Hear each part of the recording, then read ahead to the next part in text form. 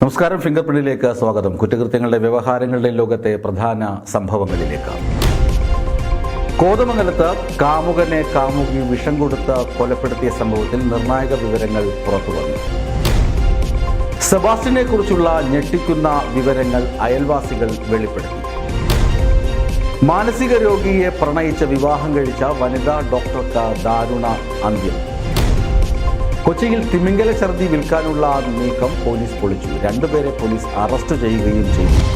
കോതമംഗലത്ത് കാമുകനെ കാമുകി വിഷം കൊടുത്ത് കൊലപ്പെടുത്തിയ സംഭവത്തിൽ നിർണായക വിവരങ്ങൾ പുറത്തുവന്നു.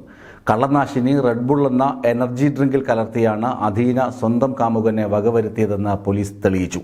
അദീനയെ ഉടൻ കോടതിയിൽ ഹാജരാക്കുമെന്നും പോലീസ് പറഞ്ഞു. കോതമംഗലത്ത് അദീന ആൺസുഹൃത്ത് അൻസിലിനെ കൊലപ്പെടുത്തിയത് റെഡ്ബുള്ളിൽ പാരാക്വിറ്റ് കള്ളനാശിനി കലർത്തിയെന്ന സ്ഥിരീകരണം. അദീനയുടെ വീട്ടിൽ നിന്നും എനർജി ഡ്രിങ്കായ റെഡ്ബുള്ളിന്റെ ക്യാനുകൾ കണ്ടെത്തി. അൻസിൽ സ്ഥിരമായി റെഡ്ബുൾ കുടിക്കാറുണ്ടെന്ന് മനസ്സിലാക്കിയായിരുന്നു കൊലപാതകം. കൃത്യം നടത്താൻ അദീനയെ മറ്റാരും സഹായിച്ചിട്ടില്ലെന്നും പോലീസ് പറഞ്ഞു. പ്രതി അദീന ഇക്കാര്യങ്ങളെല്ലാം സമ്മതിച്ചു എന്നാണ് വിവരം. കള്ളനാശിനി നൽകിയാണ് അൻസിലിനെ കൊലപ്പെടുത്തിയതെന്ന് പോലീസ് നേരത്തെ തന്നെ കണ്ടെത്തിയിരുന്നു. റെഡ്ബുള്ളിന്റെ ക്യാനുകൾ മാത്രമല്ല മറ്റ് നിർണായക തെളിവുകളും അദീനയുടെ വീട്ടിൽ നിന്നും ലഭിച്ചു. കൊലപാതകത്തിന് പിന്നിൽ 2 മാസത്തോളം നീണ്ട ആസൂത്രണം നടന്നുവെന്നും പോലീസ് പറഞ്ഞു. കഴിഞ്ഞ മാസം 30-ാം തീയതിയാണ് കൊലപ്പെടുത്താൻ തീരുമാനിച്ചത്. നിരന്തരം ഫോണിൽ വിളിച്ച് വീട്ടിലേക്ക് വരാൻ അദീന അൻസിലിനോട് ആവശ്യപ്പെട്ടു. എന്നാൽ വരാൻ പറ്റില്ല എന്ന് പറഞ്ഞ ഒഴിഞ്ഞ അൻസിൽ അദീനയുടെ നമ്പർ ബ്ലോക്ക് ചെയ്തു. ഇതോടെ സുഹൃത്തിനെ വിളിച്ച് അയാൾ മുഖേനയാണ് അൻസിലിനെ വീട്ടിലെത്തിച്ചതെന്നും പോലീസ് കണ്ടെത്തി. തെളിവുകൾ നശിപ്പിക്കാൻ ആരും അദീനയെ സഹായിച്ചിരുന്നില്ല. വീട്ടിലെ CCTV നശിപ്പിച്ചതും ഒറ്റയ്ക്കായിരുന്നു. നിലവിൽ തെളിവെടുപ്പ് നടപടികളെല്ലാം പൂർത്തിയായി. വൈകാതെ തന്നെ അദീനയെ കോടതിയിൽ ഹാജരാക്കും. സാമ്പത്തിക തർക്കങ്ങളും പുതിയ കാമുകനെ കിട്ടിയതുമാണ് അൻസിലിനെ ഇല്ലാതാക്കാൻ അദീന തീരുമാനിച്ചത് പിന്നിലെന്നാണ് കണ്ടെത്തൽ. കോളേജ് പഠനകാലത്ത് തന്നെ പ്രണയം ഹോബിയാക്കിയ അദീനയ്ക്ക് നിരവധി യുവാക്കളുമായി അടുപ്പമുണ്ട്. ഇക്കാര്യം ബന്ധുക്കൾ സ്ഥിരീകരിക്കുന്നുണ്ട്. കോളേജ് പഠനകാലത്ത് കാമുകൻ ബ്ലേഡ് കൊണ്ട് ആക്രമിച്ചെന്ന് കാട്ടി ഇവർ പോലീസിൽ പരാതിയും നൽകിയിരുന്നു. ന്യൂസ് ഡെസ്ക് വിസ്മയ ന്യൂസ്. സെബാസ്റ്റ്യനെ കുറിച്ചുള്ള ഞെട്ടിക്കുന്ന വിവരങ്ങൾ അയൽവാസികൾ വെളിപ്പെടുത്തി. 17-ാം വയസ്സ് മുതൽ തന്നെ സെബാസ്റ്റ്യൻ ക്രിമിനൽ സ്വഭാവം കാണിച്ചു തുടങ്ങിയെന്നാണ് വെളിപ്പെടുത്തൽ.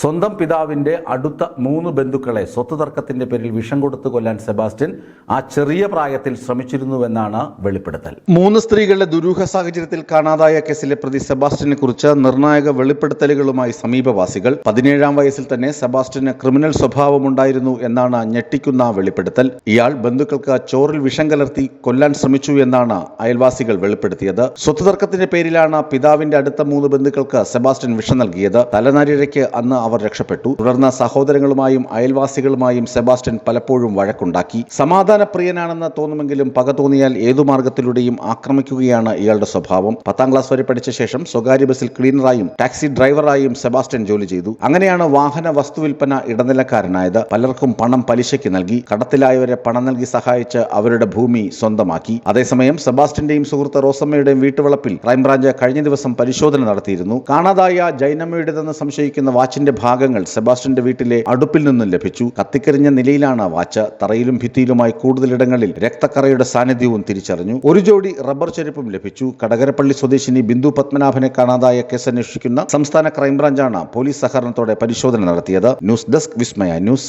മാനസിക രോഗിയെ പ്രണയിച്ച് വിവാഹം കഴിച്ച വനിതാ ഡോക്ടർക്ക് ദാരുണ അന്ത്യം. സംഭവങ്ങൾ അരങ്ങേറിയത് ഹൈദരാബാദിലാണ്. മാനസിക രോഗത്തിന് ചികിത്സ തേടിയെത്തിയ യുവാവിനെ പ്രണയിച്ച് വിവാഹം കഴിച്ച 33-കാരി മാനസിക പീഡനത്തെ തുടർന്ന് ജീവനൊടുക്കി. ഹൈദരാബാദിലെ ബഞ്ചാര ഹിൽസിലാണ് സംഭവം നടന്നത്. ബഞ്ചാര ഹിൽസിലെ മാനസികാരോഗ്യ കേന്ദ്രത്തിൽ ജോലി ചെയ്തിരുന്ന ഡോക്ടർ രഞ്ജിതയാണ് മരിച്ചത്. സോഫ്റ്റ്വെയർ എഞ്ചിനീയറായ രോഹിത് ആശുപത്രിയിൽ ചികിത്സയ്ക്കായി എത്തിയിരുന്നു. രഞ്ജിതയുടെ ചികിത്സയിൽ രോഹിതിന് നല്ല മാറ്റമുണ്ടായി. പിന്നാലെ രോഹിതും രഞ്ജിതയും പ്രണയത്തിലായി. ഇരുവരുടെയും കുടുംബാംഗങ്ങളുടെ സമ്മതത്തോടെ ഇവർ വിവാഹിതരുമായി. പക്ഷേ വിവാഹം കഴിഞ്ഞതിന് പിന്നാലെ രഞ്ജിത ജോലിക്ക് പോകുന്നത് രോഹിത് വിലക്കി. കിട്ടുന്ന ശമ്പളത്തിന് രഞ്ജിത ദൂർത്തടിക്കുകയാണെന്നായിരുന്നു ഇയാളുടെ കുറ്റപ്പെടുത്തൽ. തുടർന്ന് ഹൈദരാബാദിലെ തന്നെ പ്രശസ്തമായ ഇന്റർനാഷണൽ സ്കൂളിൽ ചൈൽഡ് സൈക്കോളജിസ്റ്റായി രഞ്ജിത ജോലിയിൽ പ്രവേശിച്ചു. ഇതും ഇയാൾക്ക് ഇഷ്ടമായിരുന്നില്ല. ഇതോടെ രോഹിത് ഭാര്യയെ ശാരീരികമായി ഉപദ്രവിക്കാൻ തുടങ്ങിയെന്ന് രഞ്ജിതയുടെ മാതാപിതാക്കൾ പറയുന്നു. രോഹിതും കുടുംബവും യുവതിയോട് പണം ആവശ്യപ്പെടുകയും കൊടുക്കാതിരുന്നാൽ മർദ്ദിക്കുകയും ചെയ്തിരുന്നതായാണ് ആരോപണം. രോഹിത്തിന്റെ മാതാപിതാക്കളും സഹോദരനും ഉപദ്രവിക്കും വില്ലപിക്കാൻ തുടങ്ങിയതോടെ രഞ്ജിത